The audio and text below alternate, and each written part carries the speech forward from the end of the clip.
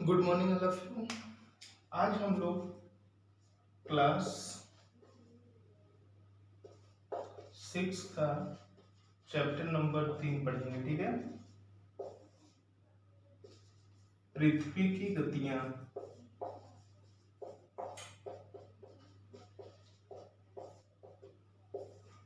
पीछे हमने chapter number 1 और चैप्टर नंबर 2 दोनों को खत्म कर दिया। आज हमारा नेक्स्ट चैप्टर है पृथ्वी की गतियां। तो आओ सबसे पहले हम समझते हैं पृथ्वी की गतियां है क्या। देखो, पृथ्वी दो प्रकार की गति करता है, एक घूर्णन गति और दूसरा परिक्रमण गति। ठीक है, पहला घूर्णन गति, दूसरा परिक्रमण गति। देखो, घूर्णन गति क्या है? पृथ्वी का अपने अक्ष पर घूमना। ठीक है, पृथ्वी का अपने अक्ष पर घूमना घूर्णन गति कहलाता है। ये मान लो हमारी पृथ्वी है, पृथ्वी लट्टू की भांति अपने अक्ष पर घूम रही है, इसी को हम घूर्णन कहते हैं। और परिक्रमण क्या है? देखो, घूर्णन समझ में आया ना? घूर्णन क्या है? पृथ्वी का अपने अक्ष पर घूमना। ठीक है, पृथ्वी का अपने अक्ष पर घूमना घूर्णन कहलाता है। ठीक, और परिक्रमण गति क्या है? देखो, एक पृथ्वी अपने अक्ष पे भी घूम रही है और एक यह सूर्य के भी चारों ओर चक्कर लगा रही है। ठीक है, सूर्य के भी चारों ओर चक्कर लगा रही है। ये मान लो पृथ्वी है। ठीक है, सूर्य के भी चारों ओर चक्कर लगा रही है। तो जो सूर्य के चारों ओर चक्कर लगा रही है, इस गति को हम परिक्रमण गति कहते हैं। ठीक है ना? ठीक, तो घूर्णन गति क्या है कि सूर्य पृथ्वी अपने अक्ष पे ही लट्टू की तरह घूमती है, उसको घूर्णन गति कहते हैं। और परिक्रमण गति क्या है कि पृथ्वी जो है सूर्य का चारों ओर चक्कर लगाती है, उसको परिक्रमण गति कहते हैं। ठीक है, आइए आगे समझते हैं।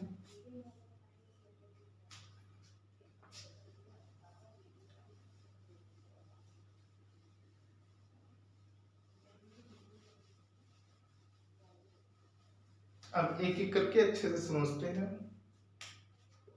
सबसे पहले घूर्णन गति को समझते हैं। घूर्णन गति, ठीक है। देखो, हमने अभी क्या पढ़ा कि पृथ्वी का अपने अक्ष पर घूमना घूर्णन कहलाता है। ठीक है, घूर्णन गति कहलाती है। देखो, पृथ्वी क्या है? पृथ्वी जो है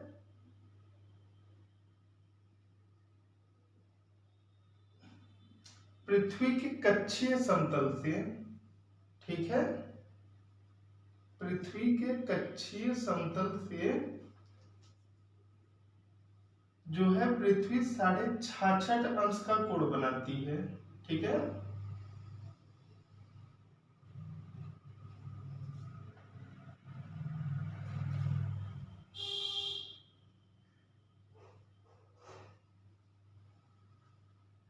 देखो, पृथ्वी के कक्षीय समतल, ये इसका कक्षीय समतल है। ठीक है, कक्षीय समतल से 66.5 कोण बनाती है। देखो, ये पूरा टोटल भाग कितना हो गया? ये 90 डिग्री हो गया। ये अगर इसको अगर हटा दिया जाए, ये टोटल 90 है, और 90 का ये अगर कितना 23.5 अंश माइनस हो जाएगा, क्योंकि यहां से यहां तक के बीच की दूरी 23.5 है, तो ये 66.5 अंश। तो पृथ्वी जो है ना अपनी,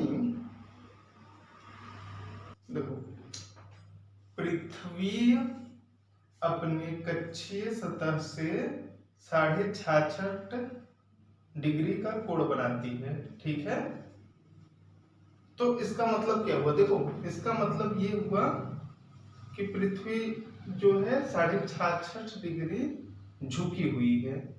ठीक है, पृथ्वी जो है ऐसे ही है, ऐसे ही सूर्य का चक्कर लगाती है। ठीक, 66.5 डिग्री।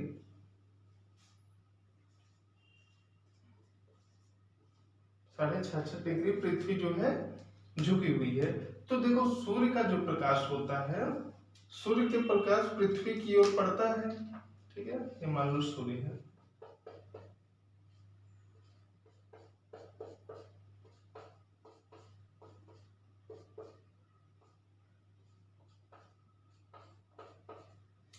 तो सूर्य का प्रकाश पृथ्वी की ओर पड़ता है। जिस ओर पृथ्वी का प्रकाश सूर्य की ओर पड़ता है,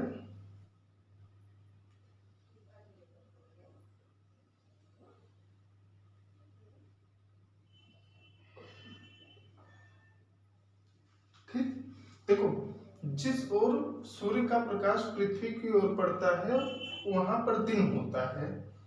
ठीक है, और इसके पीछे वाले भाग में रात ही होती है। देखो जैसे मान लो कोई हम गेंद लेते हैं, और गेंद है, ये मान लो कोई गेंद है, गेंद के ऊपर अगर हम टॉर्च को मारे, ठीक है, ये मान लो टॉर्च है, टॉर्च अगर हम गेंद के ऊपर मार रहे हैं तो गेंद का क्या होगा, एक भाग तो प्रकाश रहेगा, ठीक है, लेकिन उसके पीछे का भाग अंधेरा रहेगा। इसी प्रकार पृथ्वी के साथ भी यही कंडीशन होती है। जिस साइड ये सूर्य के तरफ होता है वहां तो प्रकाश होता है, लेकिन जस्ट इसके अपोजिट, इसके जस्ट पीछे वाला भाग जो है अंधेरा होता है। ठीक है, रात्रि होती है, जस्ट इसके पीछे वाले भाग में रात्रि होती है। तो इसका क्या मतलब हुआ, तो वह बिंदु, ठीक है, वह बिंदु जो पृथ्वी को, वह वृत्त जो पृथ्वी को दिन और रात में विभाजित करता है वह प्रदीप्त वृत्त कहलाता है। ठीक है, वह वृत्त, देखो ये एक वृत्त हो गया, ठीक, वह वृत्त जो पृथ्वी को दिन और रात में विभाजित करता है वो प्रदीप्त वृत्त कहलाता है। ठीक है, दिन और रात्रि में विभाजित करता है वो प्रदीप्त वृत्त कहलाता है। देखो इस साइड इसके दिन होगा और इस साइड रात्रि होगी। ठीक है, और जब ऐसे पृथ्वी चक्कर मारते मारते यहाँ आ जाएगी, मान लो यहाँ आ गई, तो ये वाला साइड इसके सामने आ जाएगा, तो यहाँ पर दिन हो जाएगी, वहां पर रात हो जाएगा। और देखो ये जो है मान लो अपना नॉर्थ पोल है, ये नॉर्थ पोल है, और ये जो है साउथ पोल है। ठीक है, ये नॉर्थ पोल है हमारा, और ये जो है हमारा साउथ पोल है। तो पृथ्वी जो है 66.5 डिग्री झुकी हुई है। ठीक है, अगर पृथ्वी 66.5 डिग्री ना झुकी हुई होती तो ये सीधी होती, तो सीधी होती तो प्रत्येक स्थान पे दिन और रात बराबर होता, हर स्थान पर एक समान मात्रा में सूर्य की रोशनी जाती। लेकिन ये 66 डिग्री झुकी होने के कारण कभी देखो, कभी ये नॉर्थ पोल की तरफ झुकी होती है तो कभी साउथ पोल की ओर झुकी होती है। इसको फिलहाल हम आगे पढ़ेंगे, पहले आप ये देख लो कि जो है सूर्य का प्रकाश जिस साइड पड़ता है पृथ्वी पर उस साइड दिन होता है और उसके जस्ट अपोजिट रात्रि होती है। और जो बिंदु या जो वृत्त ये दिन रात को विभाजित करता है उसे प्रदीप्त वृत्त कहते हैं। ठीक है, इतना समझ में आया? चलिए ठीक है, आगे चलते हैं।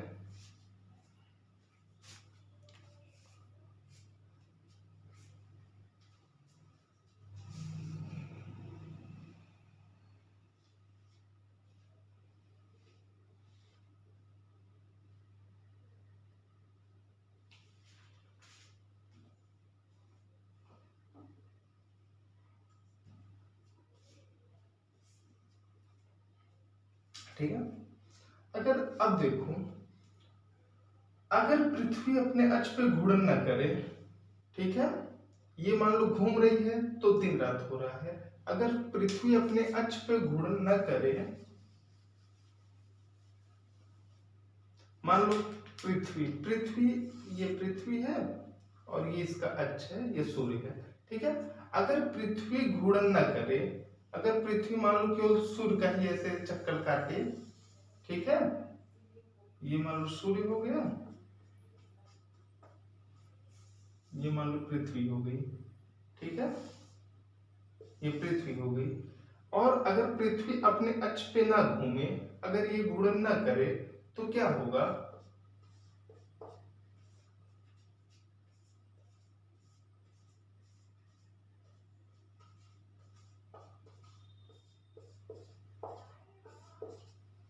तो देखो क्या होगा, अगर पृथ्वी अपने अक्ष पे घूर्णन नहीं कर रही है तो एक साइड हमेशा दिन होगा और उसके जस्ट अपोजिट साइड हमेशा रात्रि होगी।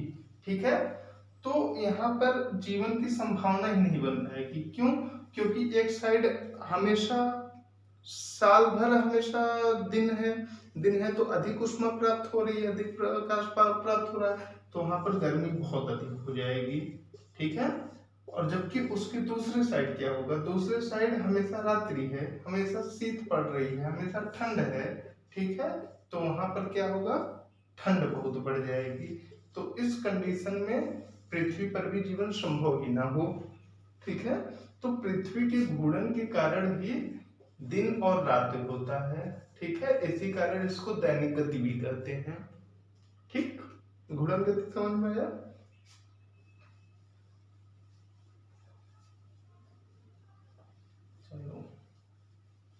घूर्णन गति के कारण ही दिन और रात होता है। ठीक है, अब आओ हम परिक्रमण गति पढ़ते हैं।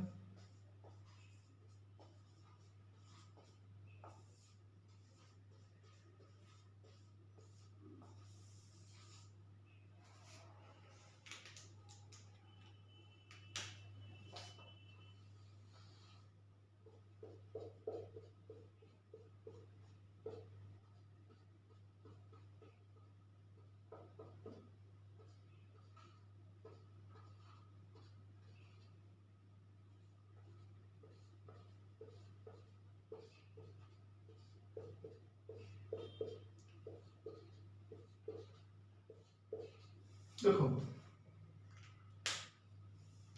पृथ्वी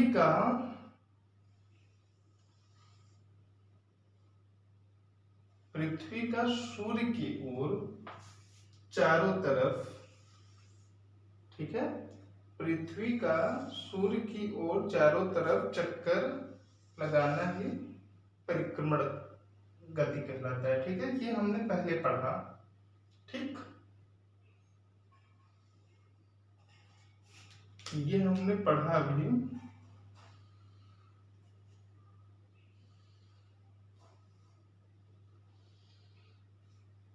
ठीक है,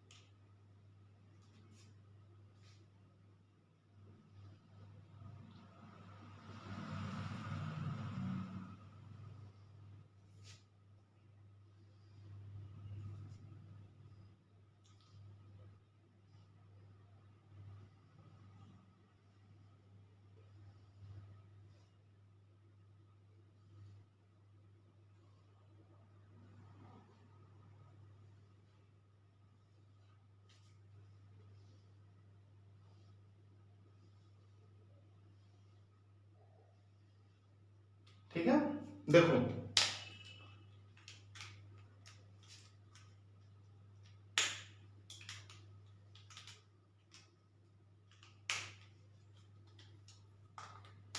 देखो, एक तो पृथ्वी क्या है, एक तो अपने अक्ष पे घूम रही है, दूसरा ये सूर्य के भी चारों ओर चक्कर लगा रही है। तो ये जो सूर्य के चारों ओर चक्कर लगा रही है, हम इसी गति को परिक्रमण गति कहते हैं। ठीक है, और यह परिक्रमण गति सूर्य जो है, पृथ्वी जो है सूर्य का 365 दिन में एक चक्कर पूरा करती है। ठीक है, मान लो पृथ्वी यहाँ से चली, सूर्य का चक्कर यहाँ से मार रही है, यहाँ से ऐसे चलते चलते अपने एक निश्चित कक्षा में मारती है। इसका एक निश्चित कक्षा होता है, हमने पिछली कक्षाओं में ये पढ़ा है। ठीक है, तो पृथ्वी जो है अपना परिक्रमण गति के द्वारा सूर्य का चक्कर लगाती है, और एक चक्कर पूरा करने में इसको 365 दिन लगता है। 365/1/4 दिन लगता है। ठीक है, लेकिन हम जो है 365 दिनों की ही गणना करते हैं, बाकी बचे 6 घंटे को जो है हम इसको छोड़ देते हैं, क्योंकि इससे हमको सुविधा होती है।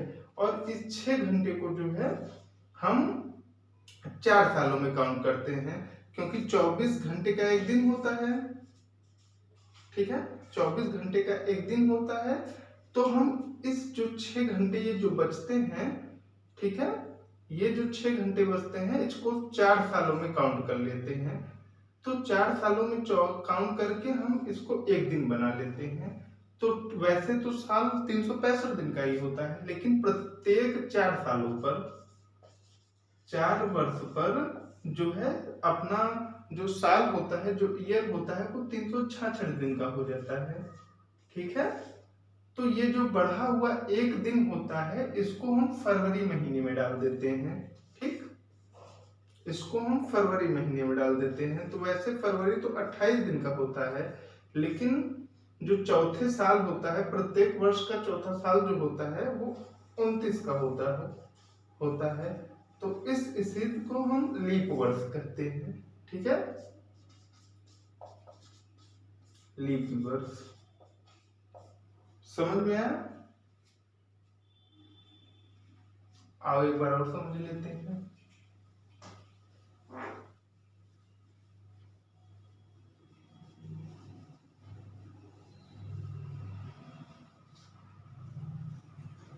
देखो, पृथ्वी जो है सूर्य की परिक्रमा, ठीक है, पृथ्वी जो है सूर्य की परिक्रमा को करने में जो समय लगता है उसी को परिक्रमण गति कहा जाता है।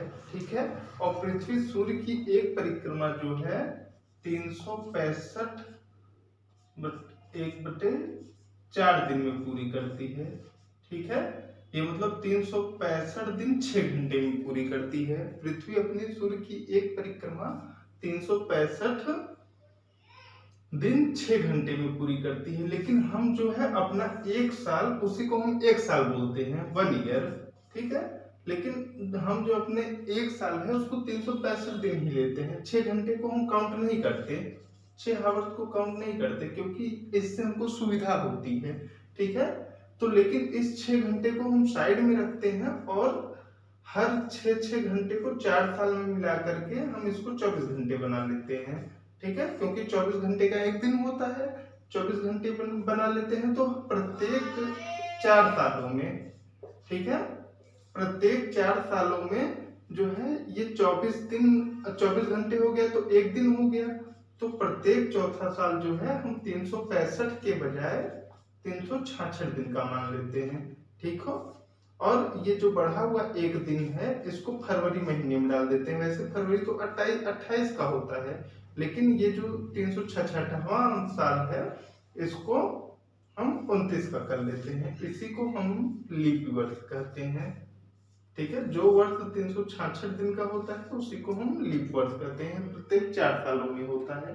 ठीक है, चलो, तो हमने क्या देखा था?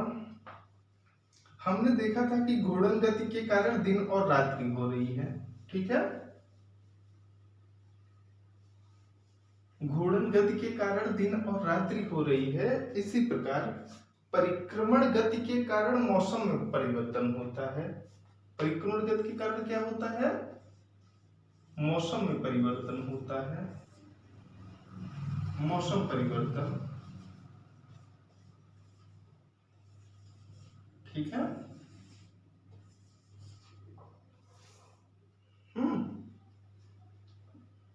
देखो, मान लीजिए 21 जून है और ये 22 दिसंबर है। ये 21 सितंबर है, ये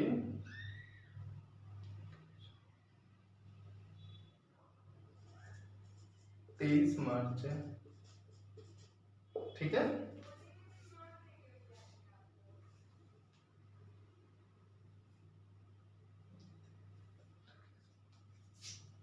अरे यार 23 मार्च नहीं, 23 सितंबर, 23 सितंबर है, 21 मार्च है, ठीक है। तो देखो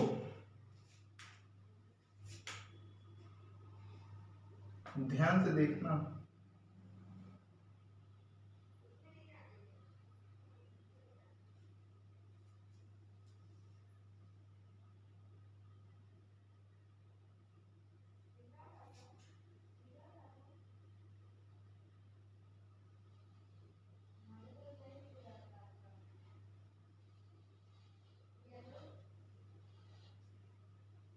ठीक है। देखो पृथ्वी जब सूर्य की परिक्रमा कर रही है तो ये अलग अलग स्थितियों में, एक साल परिक्रमा करती है तो ये अलग अलग स्थितियों में अलग अलग समय में अलग अलग स्थान पे पहुंचती है, ठीक है। लेकिन इसका आपने एक चीज नोटिस किया है, नॉर्थ पोल साउथ पोल, इसका झुकाव हमेशा एक ही दिशा की ओर होता है, ठीक है। North pole south pole, north pole south pole, north pole south pole, ठीक है। तो पृथ्वी जो है हमेशा एक ही दिशा की ओर झुकी होती है, ठीक। तो पृथ्वी 21 जून को जब सूर्य की प्रकाश पृथ्वी के कर्क रेखा के लंबवत पड़ती है, ठीक है, ये कर्क रेखा है 38, ठीक। सूर्य का प्रकाश जब 21 को कर्क रेखा के लंबवत पड़ती है तो यहाँ पर प्रकाश अधिक प्राप्त होती है, लेकिन जस्ट इसके नीचे देखो मकर रेखा है, मकर रेखा पे प्रकाश कम प्राप्त होगी, ठीक है। तो जिस ओर प्रकाश अधिक प्राप्त होगी तो वहां पर क्या होगा, दिन बड़े होंगे और रात्रि जो है छोटे होंगे, ठीक है। तो 21 जून की स्थिति में जो है कर्क रेखा पे लंबवत सूर्य का प्रकाश पड़ता है, इस कारण यहाँ पर दिन बड़े और रात्रि छोटे होते हैं और इसी कारण यहाँ पर इस समय ग्रीष्म ऋतु पाया जाता है, ठीक है, ग्रीष्म ऋतु पाया जाता है, ठीक है। इतनी बात आई समझ में। देखो बहुत ध्यान से समझना कि 21 जून को सूर्य का प्रकाश कर्क रेखा के लंबवत होता है, कर्क रेखा के लंबवत होने के कारण देखो क्या है, ये हमारी लाइन देख रहे हो ना, ये हमारा कर्क रेखा है, ये मकर रेखा है, ये विषुवत रेखा है, ठीक है। तो 21 जून को जो है सूर्य का प्रकाश कर्क रेखा पे लंबवत है, कर्क रेखा काफी अधिक मात्रा में सूर्य के प्रकाश प्राप्त कर रही है, जबकि मकर रेखा क्या है, मकर रेखा बहुत कम ही मात्रा में सूर्य का प्रकाश प्राप्त कर रही है, ठीक है। तो 21 जून को हमारे कर्क रेखा पर सूर्य के प्रकाश अधिक प्राप्त होने के कारण दिन ज्यादा लंबी और रात्रि ज्यादा छोटी होती है, ठीक है। और यहाँ पर जो है अधिक गर्मी पाई होती है, इसलिए इसको हम ग्रीष्म ऋतु कहते हैं। और एक चीज और समझिए आप, देखो इस पे क्या है कि ये नॉर्थ पोल है, नॉर्थ पोल पे लगातार प्रकाश प्राप्त होता रहता है इस स्थिति में, ठीक है। यहां से लेकर इस स्थिति में नॉर्थ पोल पे लगातार प्रकाश प्राप्त होता रहता है, इसलिए यहाँ पर 6 महीने जो है दिन होता है, ठीक है, 6 महीने दिन होता है। लेकिन जस्ट इसका साउथ पोल जो है मतलब दक्षिणी ध्रुव पे बिल्कुल प्रकाश प्राप्त नहीं होता, ठीक है, दक्षिणी ध्रुव पे बिल्कुल प्रकाश नहीं प्राप्त होता, इसलिए यहाँ पर 6 महीने रात्रि होती है, ठीक है। आई की नहीं बात समझ में। एक बार और आप लोग ये समझ लीजिए, देखिए 21 जून को सूर्य की प्रकाश कर्क रेखा के लंबवत चमकती है, ठीक है, कर्क रेखा अधिक प्रकाश प्राप्त करती है, इस कारण यहाँ पर ग्रीष्म ऋतु होता है। और ठीक है, जब अधिक प्रकाश प्राप्त करती है इसी कारण यहाँ पर दिन जो है उस समय बड़े होते हैं और रात्रि जो है वो छोटी होती है। ठीक, और जो है इसी कारण हमारा जो है इस समय जो है हमारा नॉर्थ पोल जो है सूर्य के प्रकाश की ओर झुका हुआ होता है, इसलिए हमको नॉर्थ पोल पे अधिक सूर्य का प्रकाश प्राप्त होता है, जबकि साउथ पोल जो है सूर्य के प्रकाश से दूर होता है, इसलिए हमको सूर्य का प्रकाश साउथ पोल पे कम प्राप्त होता है। ठीक है, अब जस्ट इसके अपोजिट आ जाओ, 21 जून से 22 दिसंबर की ओर आ जाओ। अब 22 दिसंबर पे क्या है, देखो 22 दिसंबर पे क्या है, ये मान लो 22 दिसंबर का समय है, 22 दिसंबर। ठीक है, 22 दिसंबर को क्या है कि सूर्य की किरणें मकर रेखा पर लंबवत हैं। ठीक है, सूर्य की किरणें मकर रेखा पर लंबवत हैं, तो अब क्या है, मकर रेखा अधिक प्रकाश प्राप्त कर रहा है। ठीक है, तो मकर रेखा पे इस समय क्या होगा, दिन बड़े और रात्रि छोटी होंगी। ठीक है, मकर रेखा पे क्या होगा, दिन बड़े और रात्रि छोटी होंगी, और जस्ट इसका अपोजिट यहाँ पर होगा।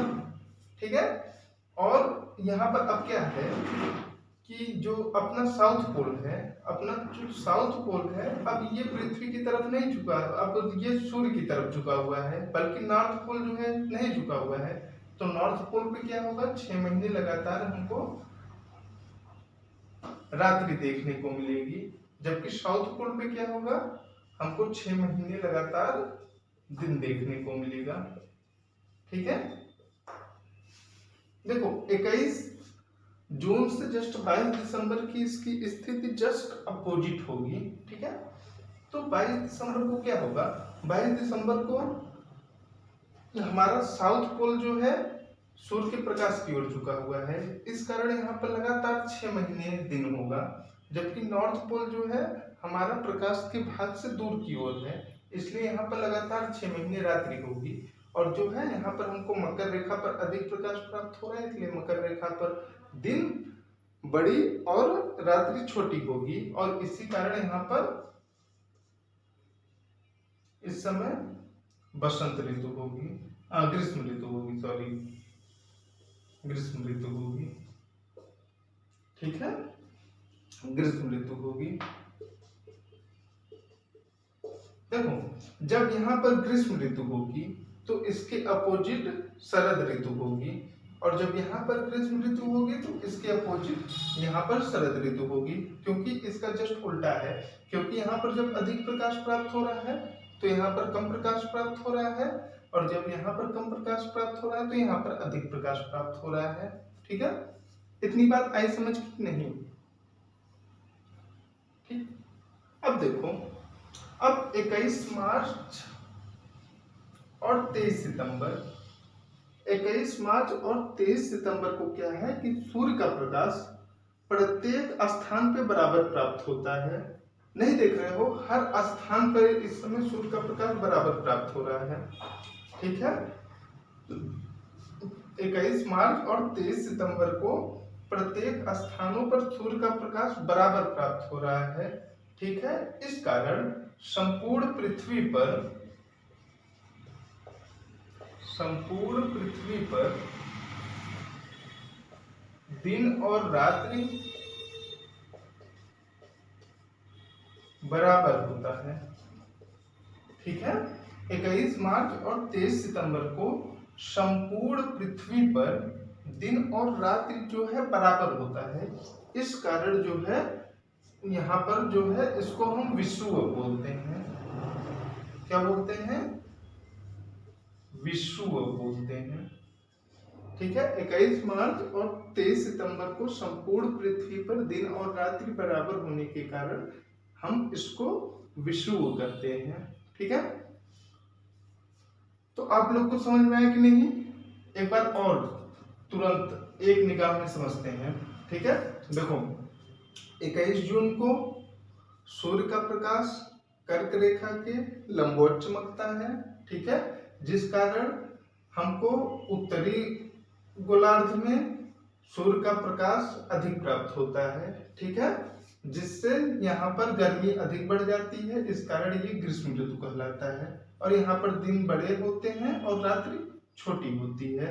और जो हमारा नॉर्थ पोल है, उत्तरी ध्रुव है, ये सूर्य की ओर ही झुका हुआ होता है, जिस कारण यहाँ पर 6 महीने लगातार दिन ही होता है। और जबकि हमारा साउथ पोल इस समय जो है सूर्य की प्रकाश की विपरीत दिशा में होता है, इस कारण यहाँ पर लगातार 6 महीने रात्रि ही होती है। ठीक है।